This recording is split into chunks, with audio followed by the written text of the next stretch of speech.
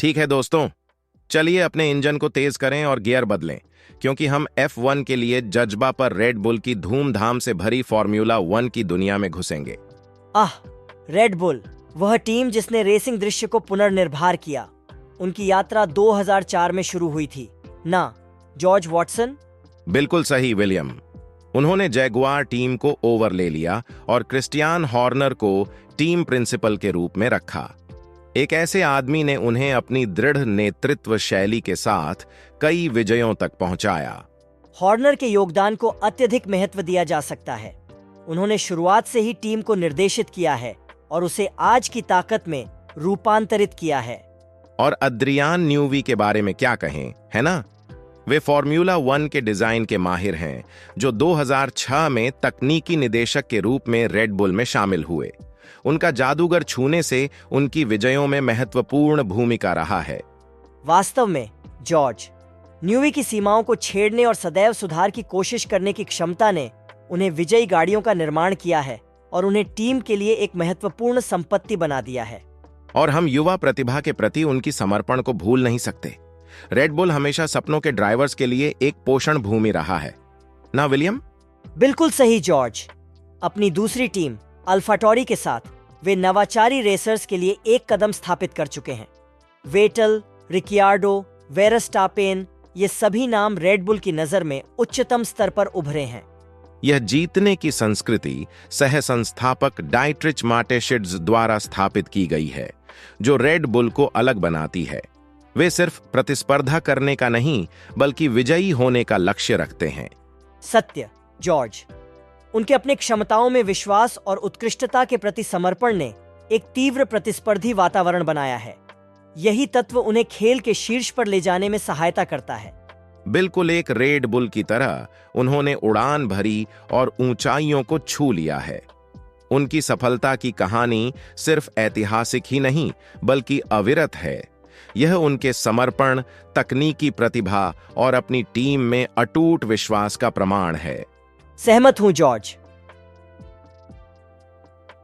Formula 1 में red bull की यात्रा अद्वितीय परिस्थितियों के खिलाफ विजय की एक महाकाव्यिक कहानी है।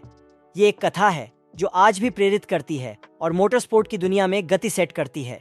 नमस्ते तेज दोस्तों, मैं जॉर्ज हूं, आपका आमतौर पर थर्सडे सुबह का होस्ट F1 के लिए जज्बा पर। आमतौर पर आप एंजो को सुन रहे होते हैं, लेकिन आज जैसे विशेष थर्सडे पर आपको मुझे और मेरे शानदार कमेंटेटर साथी विलियम को मिलता है। यहां होने का आनंद है जॉर्ज। रास्ते में कुछ ज्ञान बम और कुछ हंसी के लिए उत्सुकता से इंतजार कर रहा हूं। यही हमारा मकसद है। अब प्रिय सुनने वाले, अगर आप यहां नए हैं तो हम हर बुधवार सुबह ये विशेषताएं करते हैं, जहां हम फॉर्मूला 1 की महाकाव्यिक और ऐतिहासिक दुनिया में डूबते हैं। हमें थोड़ा हिला देना पसंद है ना विलियम? बिल्कुल जॉर्ज। फॉर्मूला 1 के इतिहास में एक अच्छा और गहरा डाइव करने की तुलना में कुछ नहीं है, जो एक थर्सडे सुबह जल्दी से एड्रेनालिन पंप करने के लिए उत्साहित करता है। तुमने सही कहा दोस्त।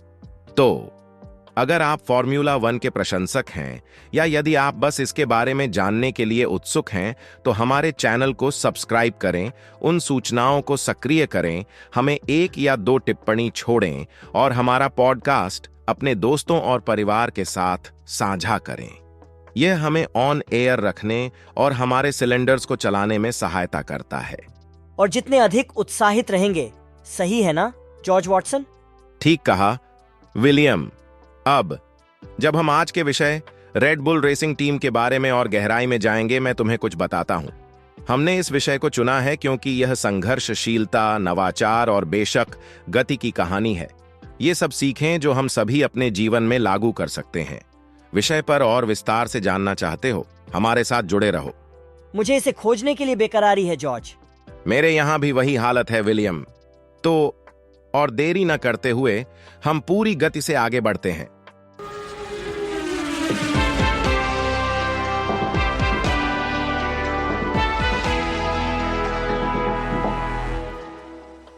तू जानता है दोस्त, रेड बुल के बारे में एक मजेदार बात क्या है? चलो बताता हूं George. Red bull formula one के इतिहास में एकमात्र टीम है जिसने अपने घरेलू ग्रां प्री में पहली जीत हासिल की है। हाँ, उनकी पहली जीत 2009 में चीनी ग्रां प्री में हुई थी। और क्या तुम जानते हो सबसे बेहतर बात क्या है? मैं बिल्कुल ध्यान देने के लिए तैयार हूं जॉर्ज। यह एक 1-2 की समाप्ति थी, जहां सेबास्टियन वेटेल अग्रसर थे और मार्क वेबर उनके पीछे थे। अब अगर यह विजेता क्लब में एक महान प्रवेश नहीं है तो मुझे नहीं पता क्या है। यह वाकई एक शानदार तथ्य है जॉर्ज, और रेड बुल की चमक दिखाने की प्रतिष्ठा का सबूत है। तुम जानते हो, यह रेड बुल की कथा वास्तव में 2004 के सर्दियों में उड़ी। उन्होंने मिल्टन कीन्स में जैगुआर टीम को नियंत्रित किया और इसे 2005 सीजन के लिए पूर्ण रूप से संचालित किया। हाँ, वहीं पर क्रिस्टियान हॉर्नर चित्र में आए, सही है? ठीक है। हॉर्नर, जो आर्डेन मोटरस्पोर्ट को फॉर्म्यूला 3000 टाइटल दोहराने में सफल रहे थे, उन्हें ड्राइविंग सीट में बिठाया गया। उनकी उम्र उस समय केवल 30 वर्ष थी, जिससे उन्हें F1 में सबसे युवा टीम बॉस बनाता है। ये एक बड़ी उपलब्धि है, लेकिन मुझे विवरणों पर थोड़ा अस्पष्टता है जॉर्ज। रेड बुल और हॉर्नर के रास्ते कैसे मिले? अच्छा, रेड बुल ने विटांटोनियो ल्यूजी का समर्थन किया, जो हॉर्नर के ड्राइवर्स में से एक थे आर्डेन मोटरस्पोर्ट के।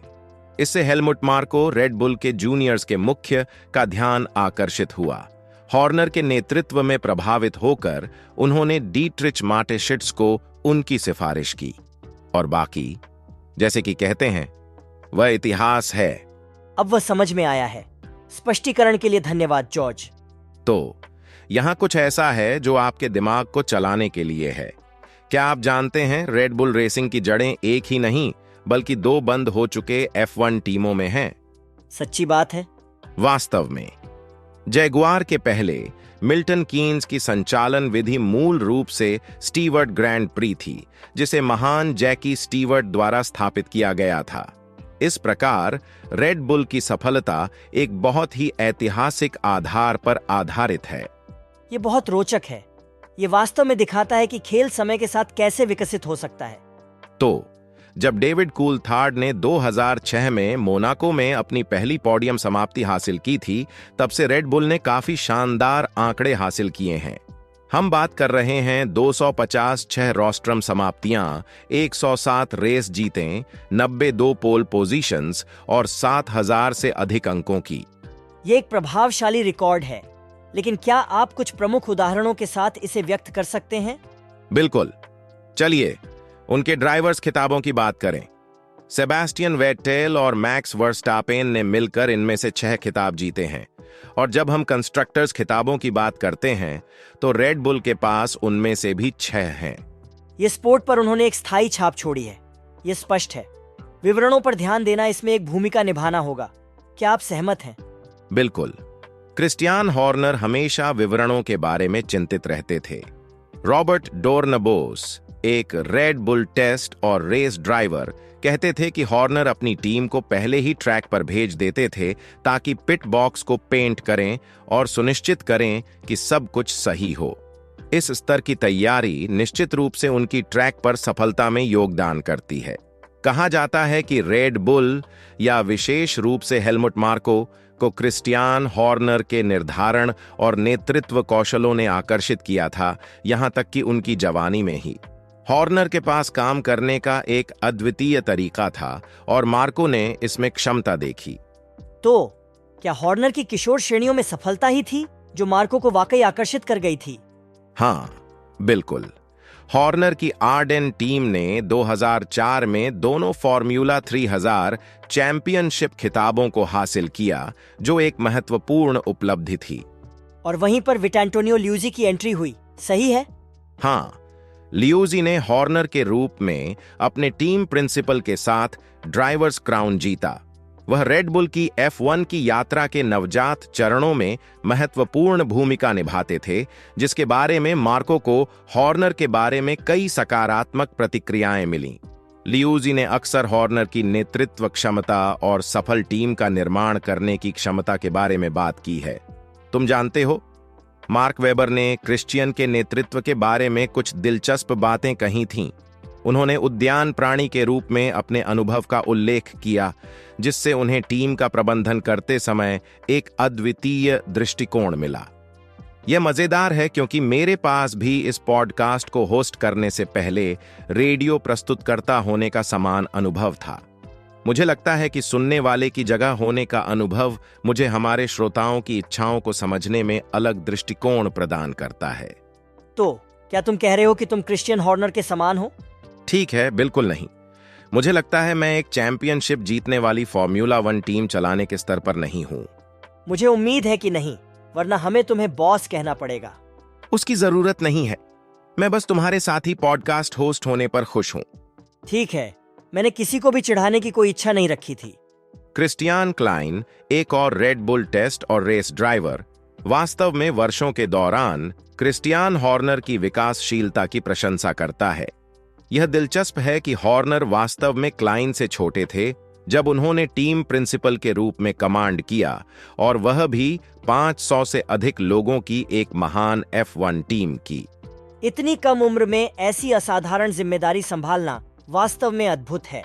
वास्तव में क्लाइन को हॉर्नर की पहुंच, योग्यता और समझ को खासकर प्रभावित किया गया था, जो शायद उनके खुद के रेसिंग अनुभव से उत्पन्न होता है। अच्छे दिनों और कठिन वर्षों के माध्यम से हॉर्नर का नेतृत्व स्थिर और सफल रहा है। ये एक नेतृत्व कौशल और अथक प्रतिष्ठा के प्रमाण है। बिल्कुल सही। और क्लाइन इस भावना में अकेला नहीं है।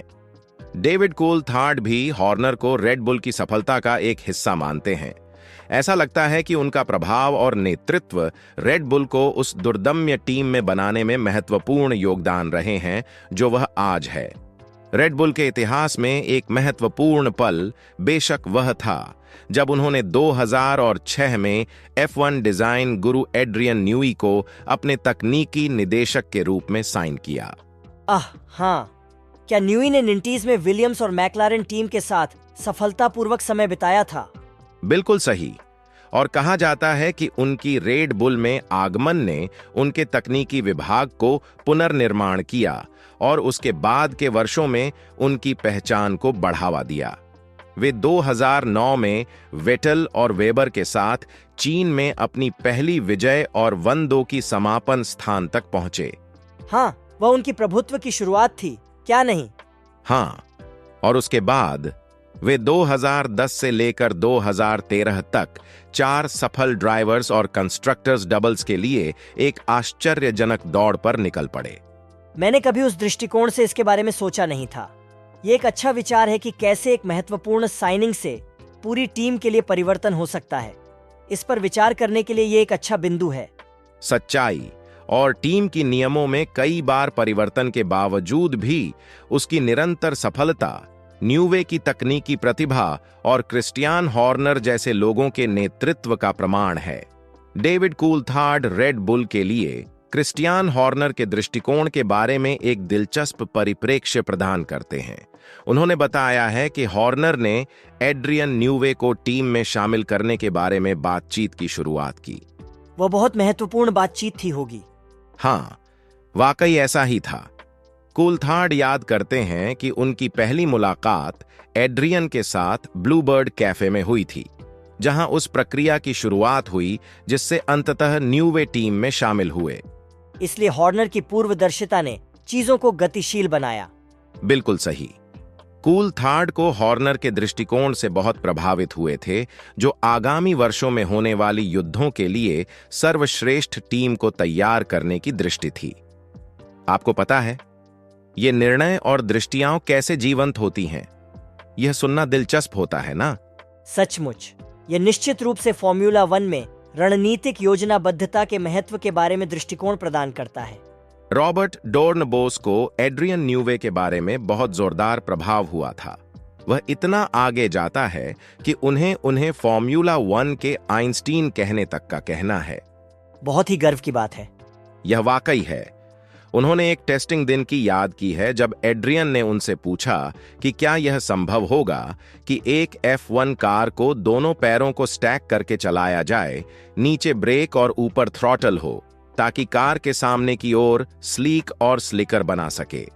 यह असाधारण सोच का एक अनोखा तरीका है, क्या नहीं? बिल्कुल है। उन्होंने न्यूए को एक ऐसे व्यक्ति की तस्वीर बनाई है जो संख्याओं और डेटा के माध्यम से सोचता है, सीमाओं को नष्ट करता है। उन्होंने मजाक भी किया कि अगर उन्हें पूरी आजादी मिले तो वे ड्राइवर को रोबोट से बदलना चाहेंगे। स्पष्ट है कि न्यूए एक ऐसे व्यक्ति हैं जो साहसिकता करने में नहीं हिचकिचाते हैं और नवाचार की ओर प्रयास करते हैं।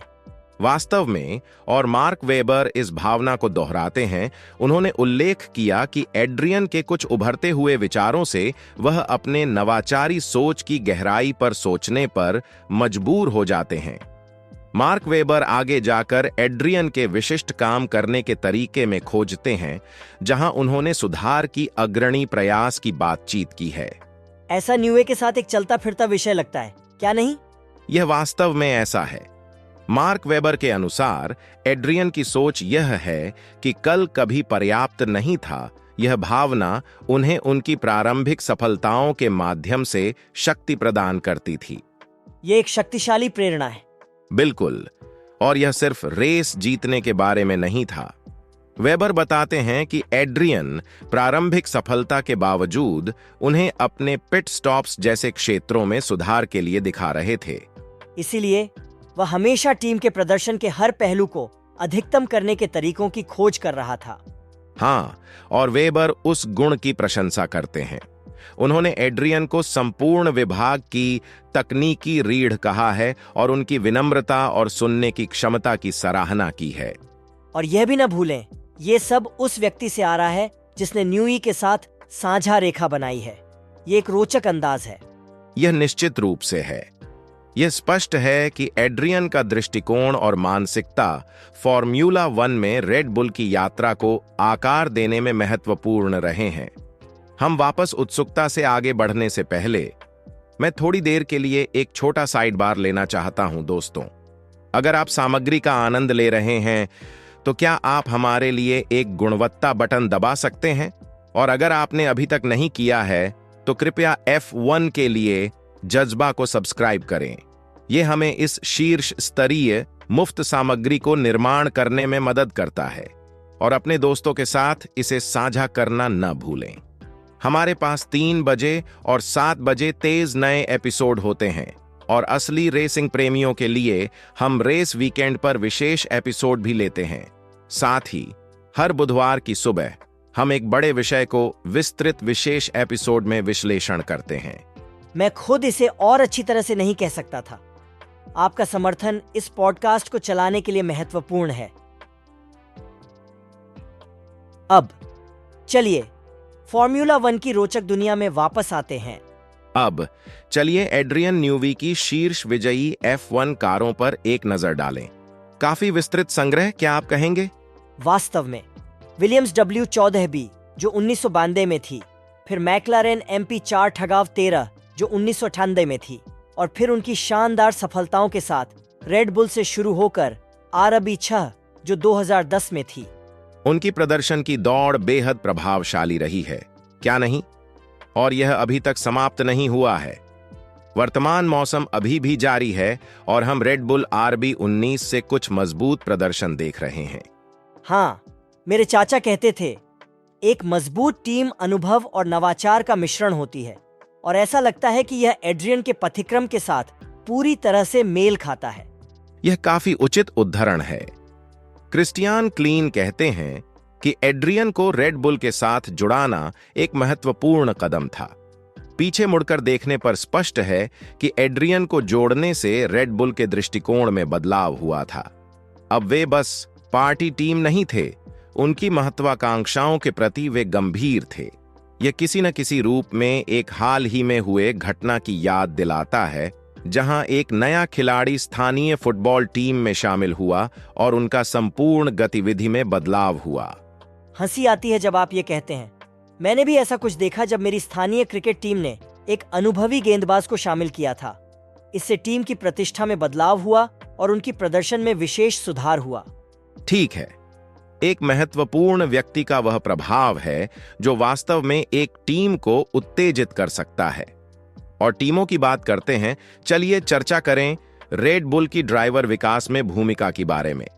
वे F1 में पूर्ण समय प्रवेश से पहले ही युवा मोटरस्पोर्ट प्रतिभा का समर्थन कर रहे हैं।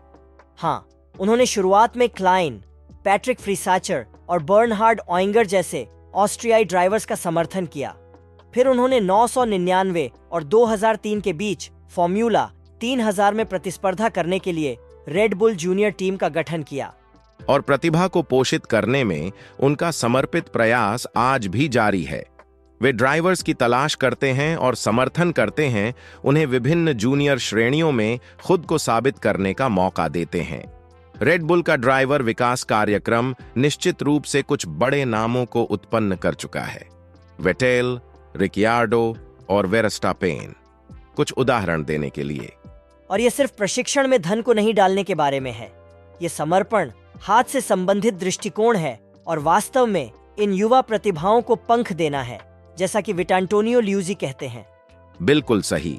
हालांकि यह भी ध्यान देने योग्य है कि F1 ड्राइवर बनने की यात्रा में बहुत समय, प्रयास और आर्थिक संसाधनों की भारी मात्रा लगती है, और रेड बुल का समर्थन बहुत महत्वपूर्ण रहा है, जिससे कई ड्राइवर्स को F1 तक पहुंचने में मदद मिली है।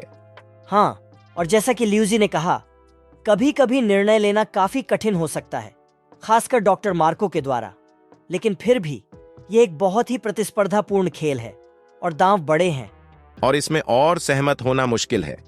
अरे वाह, ये वास्तव में आपको यह अनुभव कराता है कि फॉर्म्यूला 1 की दुनिया कितनी अद्भुत है, क्या नहीं? इतनी भावनाएं, इतनी प्रतिस्पर्धा, इतना एड्रेनालाइन, ये बिल्कुल ही चकित कर देने वाला है। अब मुझे हमारे प्यारे दर्शकों के बारे में जानने की उत्सुकता हो रही है। आप इस सब का क्या राय रखते हैं? क्या आप फॉर्म्यूला 1 के पीछे के किसी भी पहलू से मेरी तरह हैरान हैं? अपने विचार हमें बताना न भूलें, और जब आप इसे कर रहे हों तो यह भी न भूलें कि अगर आप सामग्री का आनंद ले रहे हैं तो उस लाइक बटन पर क्लिक करें। क्या हम जारी रखें? स्पष्ट है कि रेड बुल का ड्राइवर विकास कार्यक्रम आसान नहीं है। हेलमुट मार्को, जैसा कि हम सभी जानते हैं, एक कठोर आदमी है और उनका दृष्टिकोण एक विशेष ड्राइवर को हर दशक में ढूंढने की ओर है, जैसे कि वेटल या वर्स्टापेन। हाँ, और हालांकि कुछ लोग इसे एक कठोर दृष्टिकोण के रूप में देख सकते हैं, यह बेशक प्रभावी है। अंततः हर ड्राइवर जो साइन अप करता है, उन्हें यह पता होता है कि वे किस चीज में जा रहे हैं, और वे निश्चित रूप से इस खेल में प्रतिस्पर्धा के उच्च स्तर को समझते हैं। इसमें कोई संदेह नहीं है, लेकिन मुझे मानना पड़ता है, यह मुझे थोड़ा चिंतित करता है। एक को ढूंढने पर इतना ध्यान देना, इसका मतलब है कि कई प्रतिभाशाली ड्राइवर रास्ते में छूट सकते हैं। यह थोड़ा सा उसी तरह है जैसे एक ही टोकरी में सभी अंडे रखना, क्या नहीं? तुम्हारा तर्क सही है। दूसरी ओर, रेड बुल के साथ F1 तक नहीं पहुंचने वाले ड्राइवर बाद में अवसर ढूंढने में सफल लगते हैं। पहले रेड बुल जूनियर्स, पैट्रिक और बर्नहार्ड अब रेड बुल रिंग में काम करते हैं, और ऐसे भी अन्य लोग हैं जो टेलीविजन में भूमिका पाए हैं, जैसे कि सर्वस टीवी के साथ क्लाइन। इसीलिए सब अच्छा नहीं है। अच्छा, मुझे निश्चित रूप से आशा है कि तुम सही हो। चलो चलते हैं, हमें आगे बढ़ना चाहिए क्या? जैसा कि रॉबर्ट डोर्नबोस ने बताया है, रेड बुल द्वारा जूनियर श्रेणियों में की जाने वाली निवेश बहुत बड़ा है। यह हर साल लाखों में होता है। जब उन्होंने मिनार्डी टीम को खरीदकर टोरो रोसो शुरू किया तो यह सब ध्यान में आया, जहां युवा प्रतिभाओं के लिए एक मंच प्रदान किया गया है जिससे वे बड़े स्तर के लिए तैयारी कर सकें। और इसने कुछ अद्भुत सफलता की कहानियां भी बनाई हैं। सिर्फ वेटल और वेरस्टापेन को देखें। उनकी प्रतिभा और रेड बुल का समर्थन मिलकर फॉर्म्यूला 1 में हमने देखे हैं सबसे प्रभावशाली संयोजनों में से कुछ।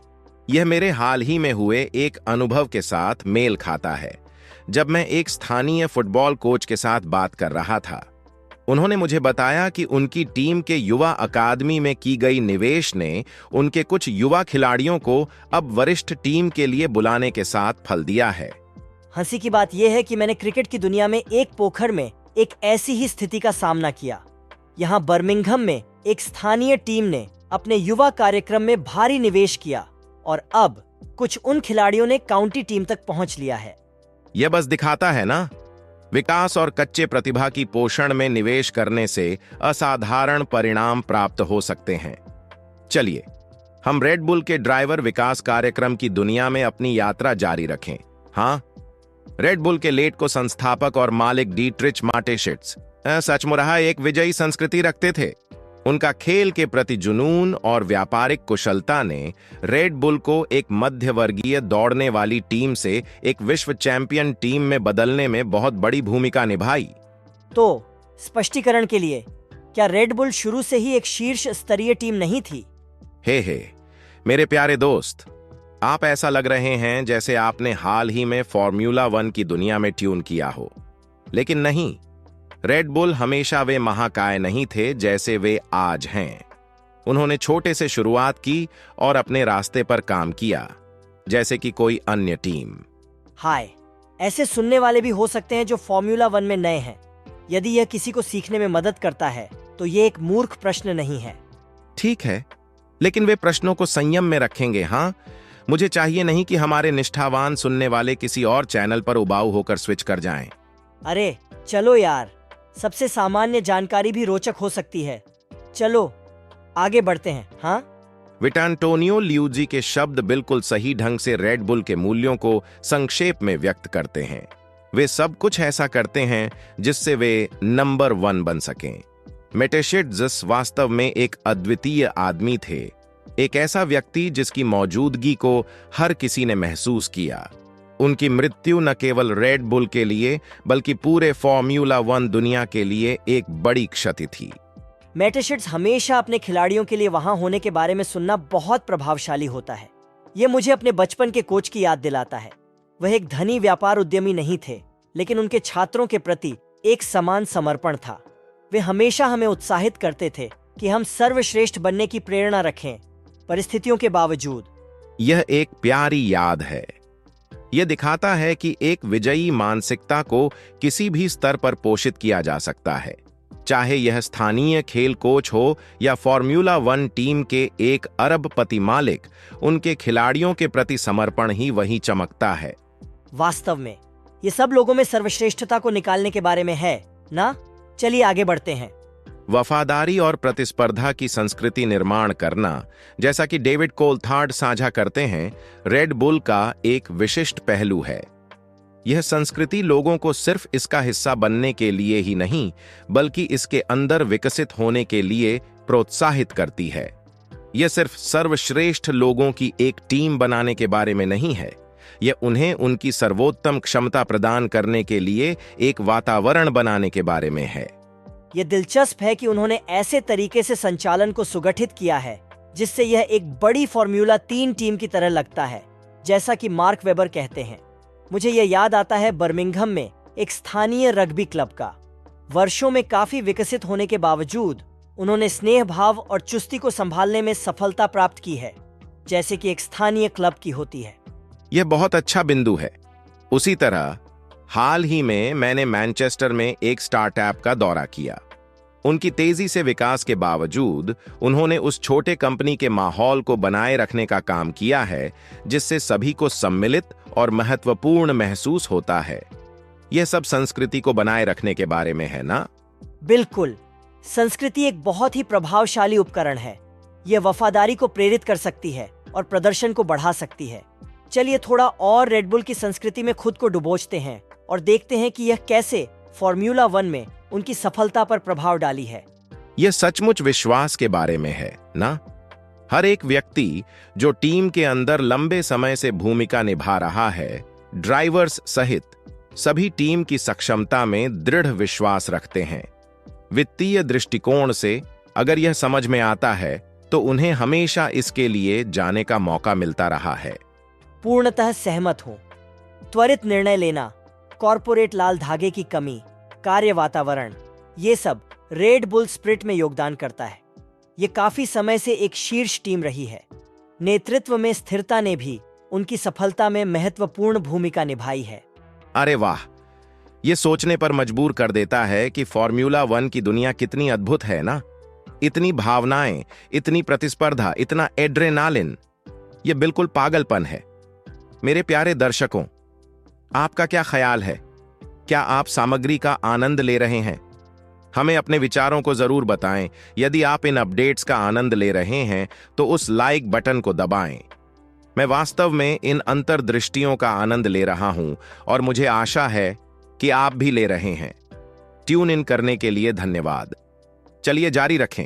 हाँ, यह काफी रहस्यमय है ना? एक रेड बुल एथलीट के रूप में, जहां भी आप विभिन्न विपणन गतिविधियों के लिए दुनिया भर में यात्रा करते हैं, आप हमेशा एक ही दर्शन शास्त्र और दृष्टिकोण के साथ सामना करते हैं। ऐसा लगता है जैसे मेटेशिड्स ने खुद ही उन्हें सभी को चुना हो। यह निश्चित रूप से एक तरीका है एक टीम की संस्कृति को बनाए रखने का, चाहे वे दुनिया के किसी भी हिस्से में हों। अब आगे देखते हैं।